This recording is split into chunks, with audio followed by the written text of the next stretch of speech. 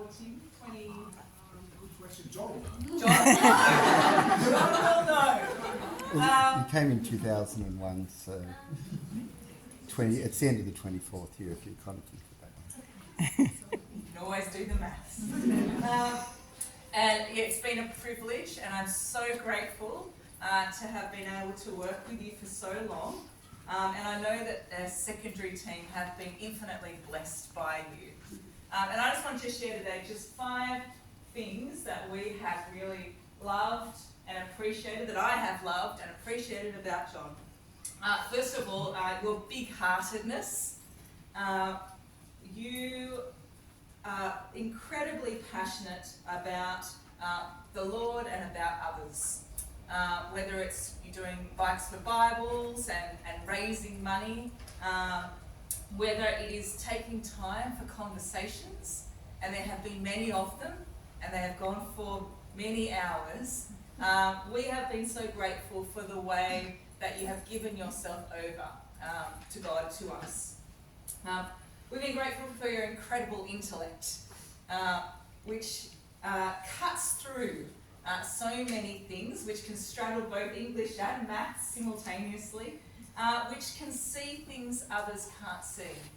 And I'm often not surprised when there is a situation that is tricky and you come up with some amazing solution, and it's the perfect solution, and it's one that we needed you to find for us. Another thing that we've loved, the third thing I want to share, is your deep interest in people. We feel like you really actually do want to know about our lives. You actually do care for us, which is so wonderful. You want to know about our family trees and all the intricacies of those, which we share readily with your historical interest.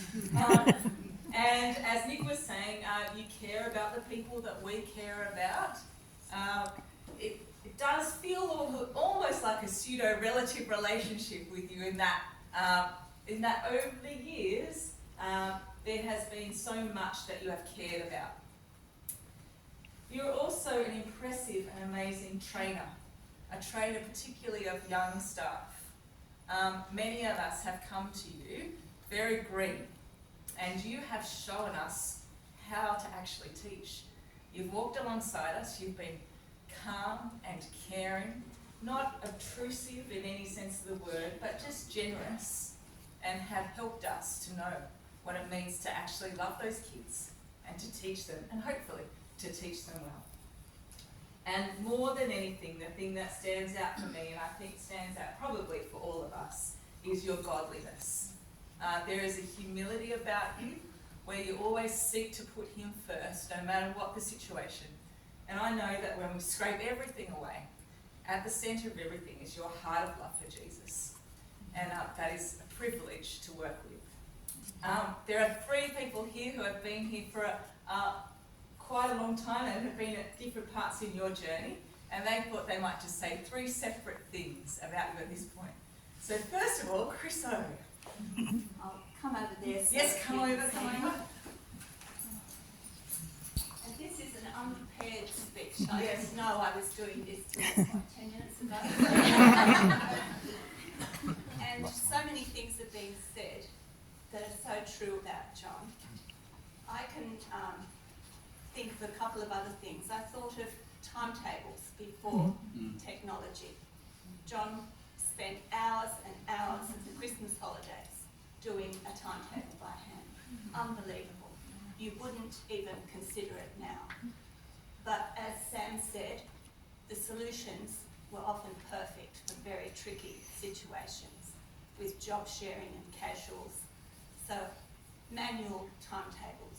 I think of the bike club that you started, the passion that instilled, and the Bike for Bibles every year for how many years? Such diligence to support others. And on a personal note, as a mum, when our 2 boys were in your classes or your care, and there was a report to be written, it was always very original. John didn't write standard reports that were just cut and paste with the name in. He would never have a gender wrong because it was just a cut and paste, because each one was written properly with the child in mind. And sometimes, in the case of one of my naughtier sons, with some humour.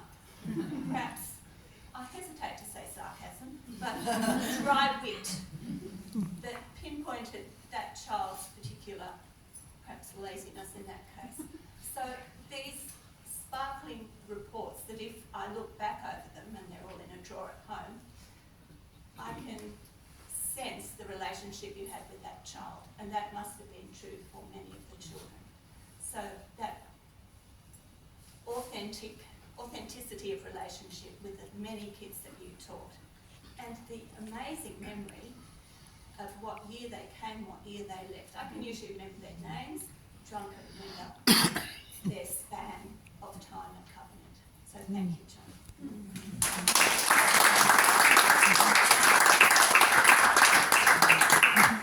And over to Michael.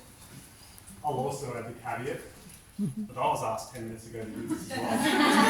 Deliberate, so that the spontaneity of a half of you would be really. Let's hope spontaneousness works in my favour.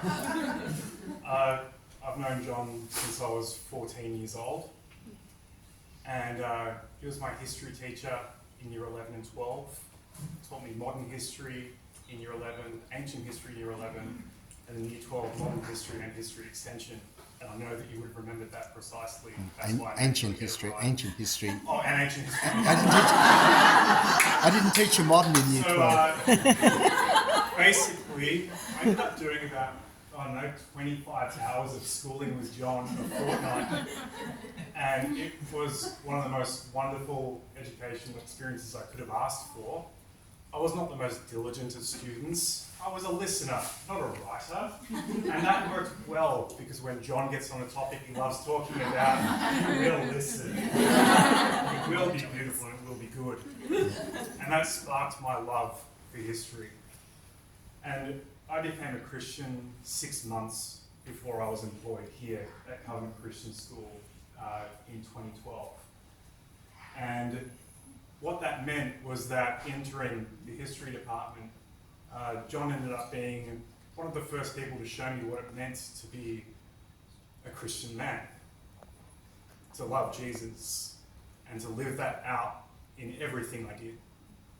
And even though we haven't been together for 5 years, and even though you turned down every single message asking you to come and work at my school, not taking it personally, I've loved every way that you've touched my life. I love you.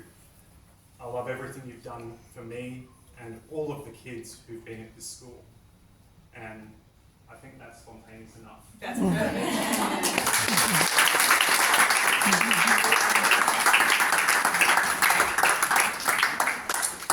I'm going to stay here because I need to leave and get something. So,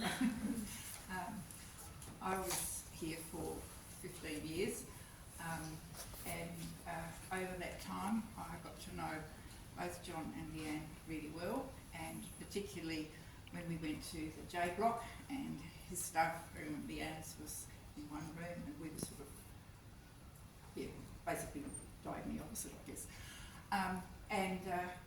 We had lots of discussions, particularly around audit times and exam times and writing of report times, and John would sort of give us suggestions and help us if when we wanted it. And also in devotions, we were in the same group for devotions, and John really contributed lots of deep thoughts to that, which was wonderful in terms of us living as Christians, and also in terms of talking to our students. So I was very grateful for all of that. And some of the other things that you have said, John's ability to see the real key to solving an issue was just amazing, and not always accepted, but he would just take that, and ultimately, I think more often than not, people would come around and see that he was right. And he's had this love for history, which continues on, and I just hope both of you have a lovely retirement together and can travel and do all sorts of lovely things, and just God bless you. Thank you. Thanks, Alex.